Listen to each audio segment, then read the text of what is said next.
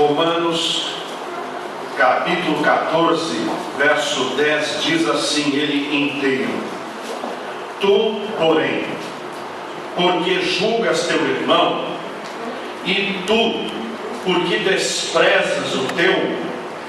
E a parte que nos importa nesta noite é esta que lerei agora dentro deste versículo, chamada parte B do versículo. Pois todos compareceremos perante o tribunal de Deus.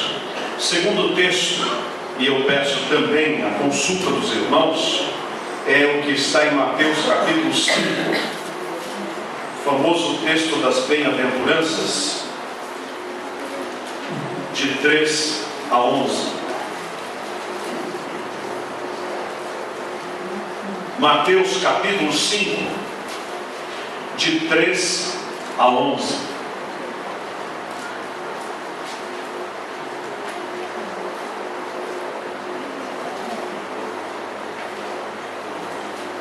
Bem-aventurados os humildes de espírito, porque deles é o reino dos céus. Bem-aventurados os que choram, porque serão consolados. Bem-aventurados os mansos, porque herdarão a terra. Bem-aventurados os que têm fome e sede de justiça, porque serão fartos.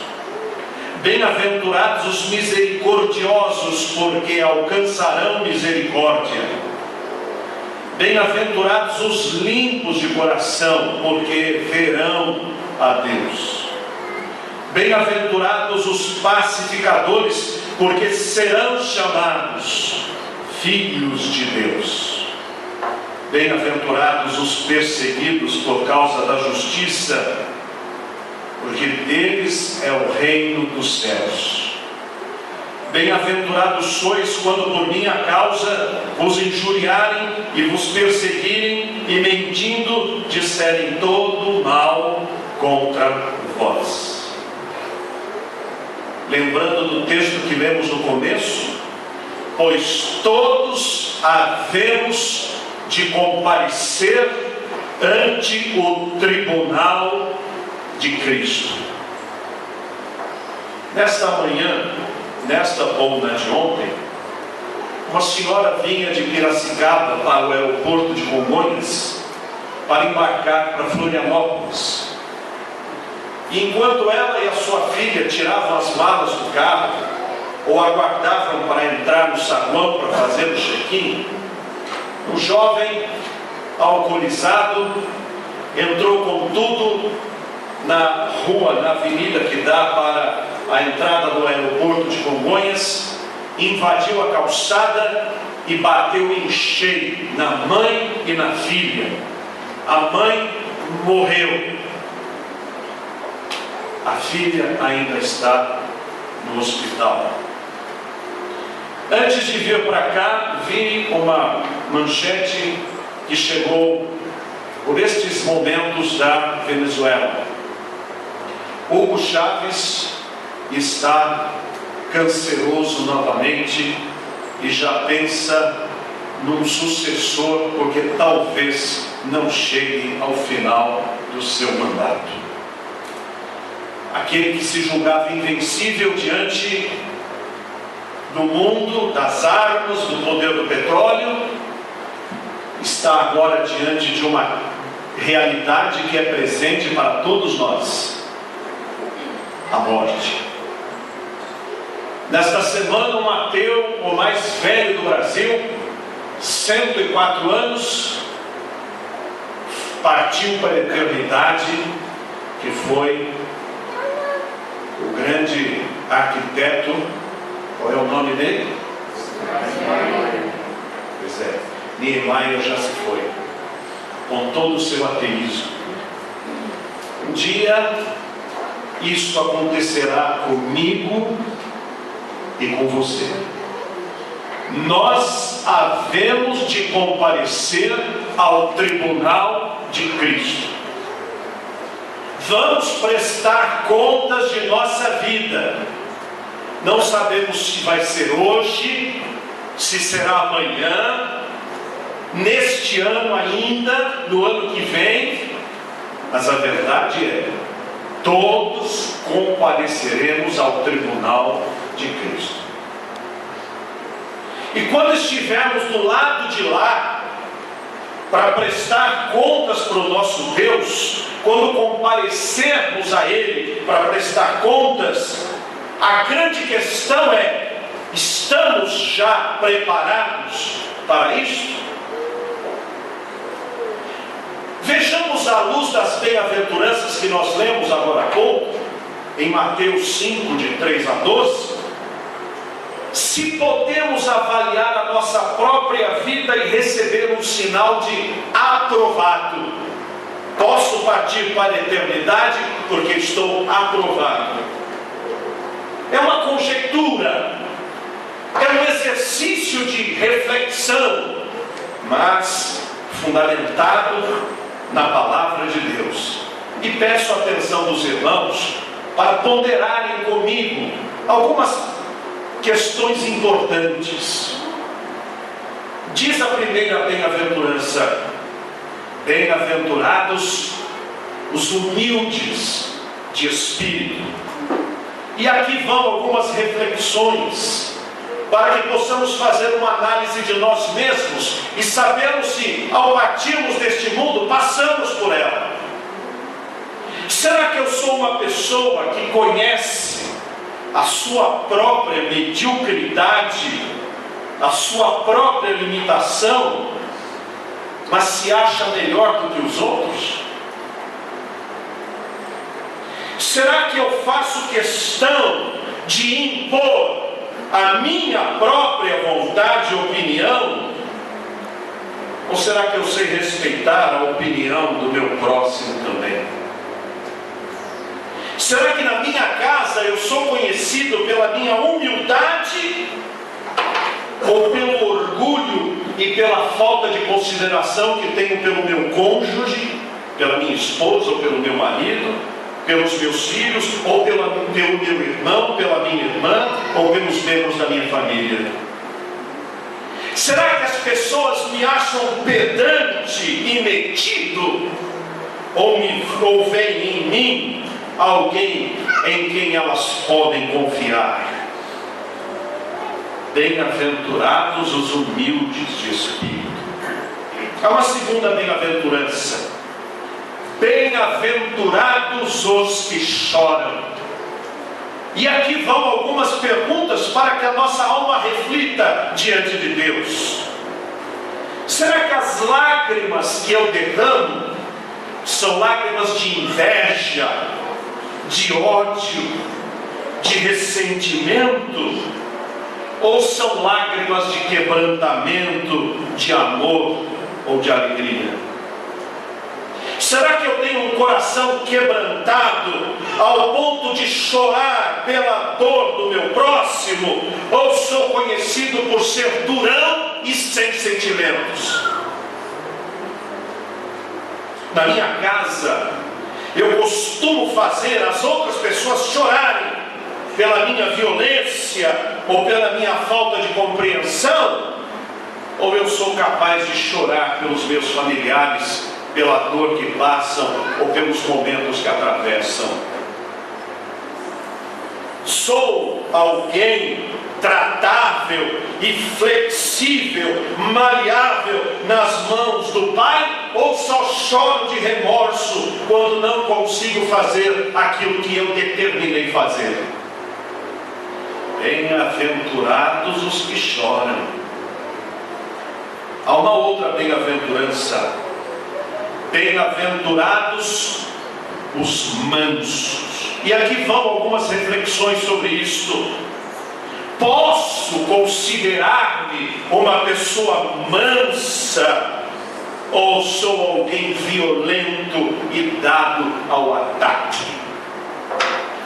A mansidão é algo que eu considero uma fraqueza, ou é uma virtude que busco na presença do meu Deus?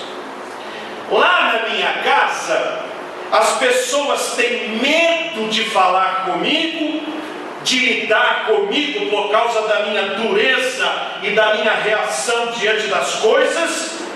Ou me veem como alguém bastante cordial e tratável? Sou capaz de pedir perdão a Deus pelas minhas faltas e estender este perdão às pessoas a quem magoo ou prejudico? Bem-aventurados os mansos.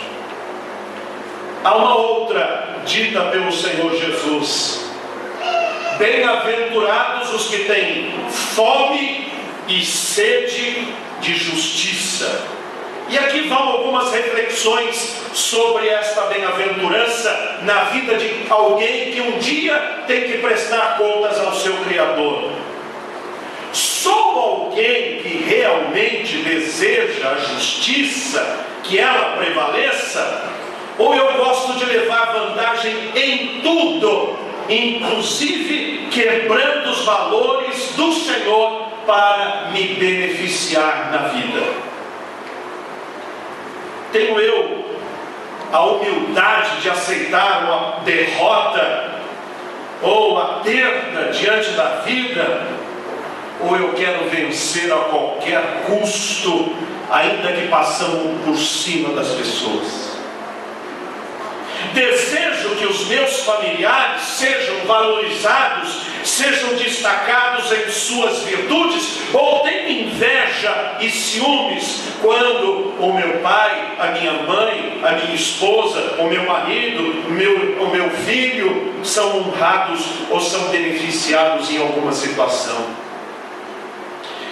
Desejo que Deus realize em minha vida a sua vontade, ou eu quero que Deus faça a minha vontade, não importando qual seja a dele? Bem-aventurados os que têm fome e sede de justiça. A outra bem-aventurança diz: bem-aventurados os misericordiosos. E aqui vão algumas questões. Sou capaz de me colocar no lugar do outro que sofre e estender a minha mão para ajudá-lo? Ao julgar alguma coisa, eu procuro saber quais foram as razões que levaram alguém a fazer o que fez, ou eu julgo aquela pessoa ou aquela situação pelo que eu acho, independente dos motivos? Eu tenho piedade pelos meus pais, pela minha esposa, pelo meu marido, pelo meu irmão, a minha irmã, os meus filhos, pela sogra? Ou eu quero apenas me sentir bem e viver bem e que cada um cuide de si mesmo? Sou capaz de perdoar e de novamente conviver com quem me ofendeu? Bem-aventurados os misericordiosos. A outra, Jesus disse: bem-aventurados os limpos de coração. E aqui vão as perguntas a respeito desta bem-aventurança. Eu sou o que eu realmente aparento ser na igreja ou na minha casa? Ou escondo segredos do meu comportamento, coisas indecorosas e desonestas? Sou uma pessoa cheia de malícia e de segundas intenções no meu trato com as pessoas do outro sexo? Ou com os outros que representam para mim uma vantagem, então eu as trato com malícia e com segundas intenções? Sou desse tipo de pessoa com o coração sujo? Sou capaz de olhar para o meu marido, para a minha esposa, meus filhos ou meus irmãos e sentir por eles um amor sem reserva? Queremos bem apenas por serem quem são e não pelo que possam fazer por mim? Eu sou realmente aquilo que oro, ou finjo diante de Deus uma fé ou um quebrantamento que não existem dentro de mim? Bem-aventurados os limpos de coração. Ainda diz Jesus: bem-aventurados os pacificadores. E aqui vamos refletir sobre isto. Eu busco a paz com todos, conforme me ensina a Escritura Sagrada, ou eu faço o possível para entrar num conflito, num litígio, numa desavença, numa discussão e numa briga?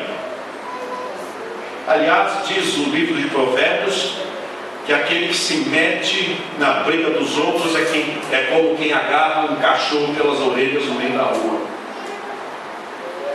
Eu sou alguém que semeio a paz pelos lugares pelos quais eu ando, no meu trabalho, com os colegas, na escola, com os colegas, na rua, com os vizinhos, ou na família, com os meus entes queridos.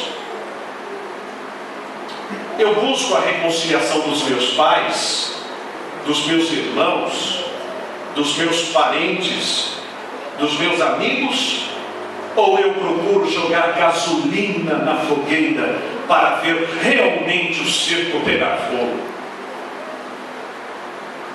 O meu coração diante de Deus é um coração realmente pacificador, ou eu apenas finjo ser uma pessoa da paz, mantendo-me em guerra com o próximo e também em guerra contra a vontade de Deus? Bem-aventurados os pacificadores.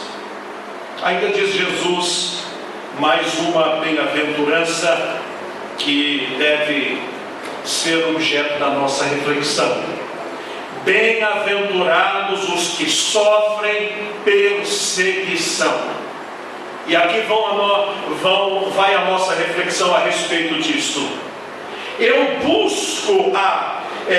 aceito ser perseguido como um crente em Jesus Cristo e por viver uma vida reta diante de Deus, ou não aceito?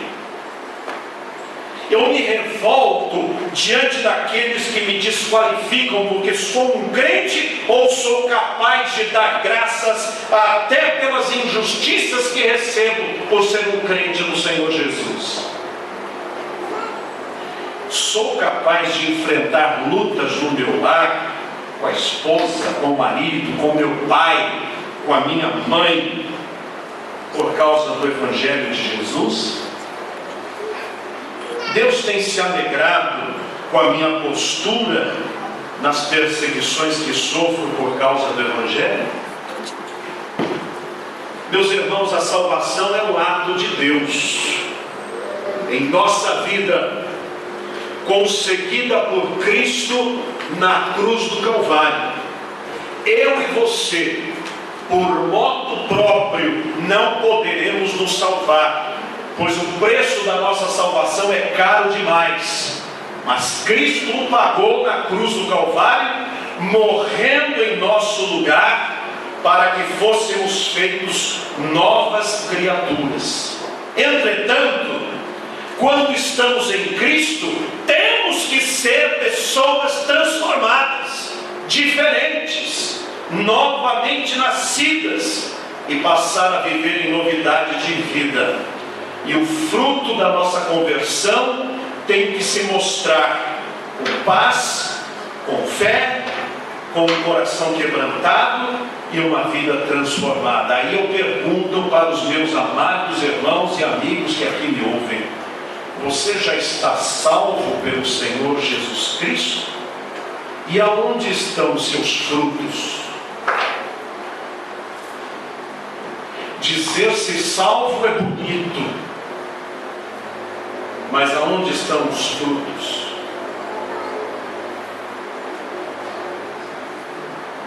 Se o Senhor Jesus lhe chamar hoje, estará você pronto para entrar no céu? Sua vida corresponde à vida de um autêntico cristão? E você tem certeza que Cristo habita no seu coração? Meus amigos queridos, sem fruto não há vida. Sem fruto não houve arrependimento e nem transformação. A fé sem obras é morta. E a vida que não produz fruto é uma vida perdida e condenada. Volto a perguntar: Jesus de fato mora no seu coração? Há dois casos. O primeiro: você ainda não foi transformado, por isso não é capaz de ter um coração que vive as bem-aventuranças. Jesus não mora aí dentro ainda, por isso você não as produz, porque Ele não está. Mas diz o Senhor Jesus: vinde a mim todos os que estáis cansados e sobrecarregados, e eu vos aliviarei. Se formos até Jesus pela fé, Ele nos transformará. E o segundo caso é que você já foi assim, você já produziu fruto, você já foi um agente do Senhor, cheio de paz, misericórdia, do choro que lava, da limpeza de coração, mas hoje não é mais. Turbou-se, amarrou-se com os negócios desta vida, ou como cantaram os músicos aqui, para que Deus devolva ou reproduza novamente o primeiro amor. Você deixou o primeiro amor, pois hoje é dia de pedir para Deus reavivar este coração e dizer: Senhor, eu quero ter paz, para que no momento que o Senhor me chamar, eu esteja pronto para me apresentar diante do tribunal de Cristo. Eu quero orar nesse momento. Eu quero pedir para que você abaixe a sua cabeça. E em primeiro lugar, eu quero falar a este coração que ainda não se converteu, ou que só o fez de forma particular e precisa fazê-lo publicamente. Só há um jeito de você ser transformado pelo poder de Deus: é receber Jesus pela fé em seu coração e reconhecê-lo como seu único e suficiente Salvador.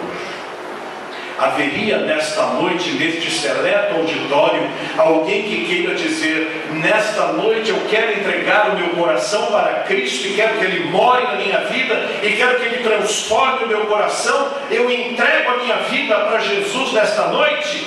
Eu quero que você levante a sua mão dizendo: pastor, eu sou esta pessoa, ore por mim, eu estou me entregando para Jesus nesta noite. Há alguém nesta noite? Levanta a sua mão e eu quero orar por você. Deus te abençoe. Há mais alguém? É o seu momento. Se você quiser entregar o seu coração para Cristo, faça-o isso, faça-o agora, pois vamos orar pela sua vida. Há mais alguém? Ergue a sua mão, eu quero orar por você. Agora, Deus te abençoe, Deus te abençoe. Há mais alguém?